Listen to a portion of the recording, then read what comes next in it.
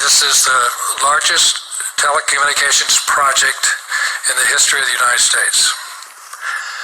It's going to cover every square meter of land in the United States. It's going to be able to penetrate the basements of Manhattan and cover the forest fires in the Sierra Nevada.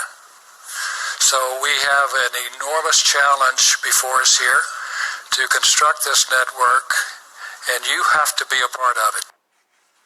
The events of September 11th, 2001 are often cited to show the need for greater interoperability in communications between first responders.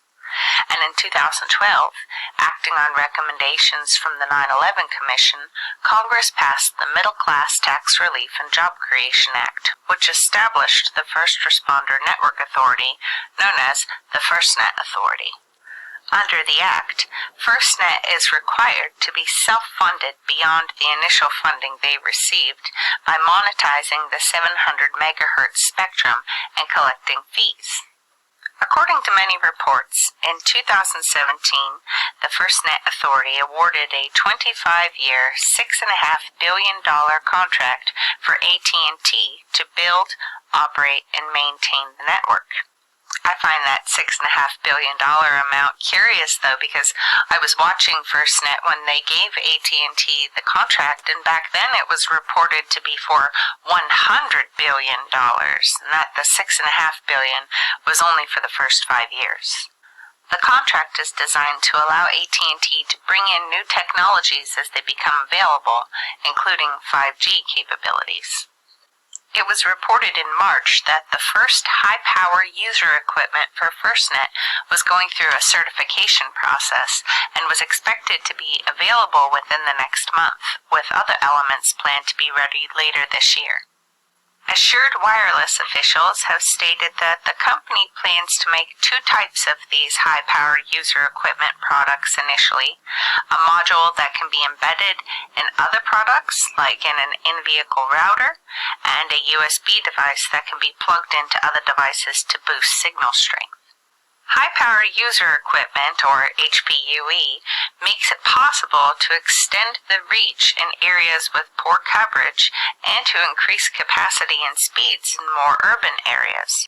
Its use is restricted to the public safety portion of Band 14, and instead of being governed by the FCC's rules for cellular service under Part 22, HPUE falls under Part 95, which is for public safety. Apparently, it's a unique aspect of the FirstNet Band 14 license that allows for this high-power user equipment to be on the 700 MHz Band 14 spectrum. The 700 MHz spectrum is considered prime spectrum. Its propagation characteristics allow the 700 MHz signals to penetrate buildings and walls easily and to cover larger geographic areas with less infrastructure. It's reported that using this HPUE will increase existing Band 14 coverage by as much as 80%. They say this increase in coverage would be particularly helpful in rural areas, parking garages, in buildings, and inside a forest. The company, Assured Wireless, who is providing this equipment, reports that their high-power user equipment increases the range of a given call sector by almost 80%. For an isolated cell site, this means that the total coverage area provided would triple, given a consistent environment surrounding the cell site. The typical cellular devices transmit signals using a maximum of about 200 milliwatts of power, but these high-power devices operating on Band 14 are permitted to transmit signals using 1.25 watts, 6 times the normal cellular power level, which greatly enhances the effective range for users. It's reported that no vendors have announced a timeline for a handheld device with embedded HPUE functionality yet. One key challenge is that an HPUE device operating at maximum power levels would exceed FCC safety limits for cellular devices that would be held close to the head of a user. AT&T also envisions more usage of advanced technologies such as wearable sensors and cameras, drones, and robots. You may have heard the reports about companies like Dragonfly gearing up to fly their drones and enhanced camera technologies to police the skies as a result of the current situation. Drones have been in the plan for FirstNet all along. They're talking about monitoring first responders with wearables to see and feel what the fireman or the police officer is experiencing in real time. I wonder if they've put much thought into the negative effects of all these sensors on the body. How long before they, too, are the high-powered type? Will these connected sensors that are strapped to the chest and head also end up being 6 times as powerful as current cellular technologies? San Jose, California was the first to go all the way from tip to tail with FirstNet, using more than 4,500 devices on the system. Silicon Valley, I'm shocked. And it's not only their first responders. We can see with them the bigger picture. Police, fire, emergency management, city manager, environmental services, parks, recreation and neighborhood services, the airport, civic innovation, public works, and transportation. They've all been subscribed to FirstNet. And now with the situation we're all dealing with, they say FirstNet is more timely and critical than ever. This pandemic, however you want to define that, has dramatically raised the need for secure first responder and healthcare communications, according to AT&T officials. And now AT&T is giving 3 months of FirstNet service to nurses and physicians for free. We're supporting the entire response community: fire, law enforcement, emergency medical services, healthcare providers, and hospitals, AT&T's Joe O'Brien explains.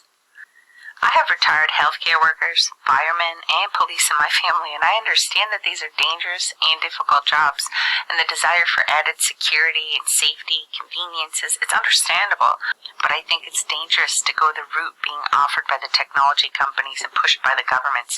People in these fields need to have the skills and gain the experience to fulfill these tasks well. I think it's folly to outsource any of that to gizmos, especially when those gizmos require even more powerful signals to be broadcast. They want these things to be all around and on you. It's a slippery slope we're on. We put too much in the hands of big tech. Technologies fail. Unexpected gaps in the system, and the people behind this want you to trust your life to their creations. Are the measures being taken by the government being done so that you can better serve us? Or is it really just to make it so that we're all even easier to monitor and control? In addition to the health concerns that many have raised over the rollout of 5G, its deployment also facilitates data collection on a scale never before seen, with real-time surveillance capabilities through drones, security cameras, sensors, and more, all being fed into the machine.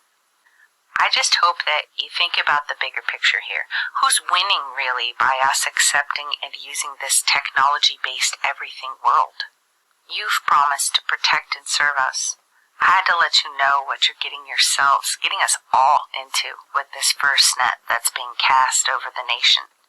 Every square meter of land in the United States. I'd really love to hear your thoughts on all of this, especially if you're a first responder. Please leave them in the comments below, and as with all of my videos, the sources are linked below. I'd appreciate your help getting this information out. Please feel free to upload this video anywhere that you're able. Thank you. Mirrored from Please Stop the Ride. Link to the original source will be in the description box and the pin post in the comment. Thank you. Share this.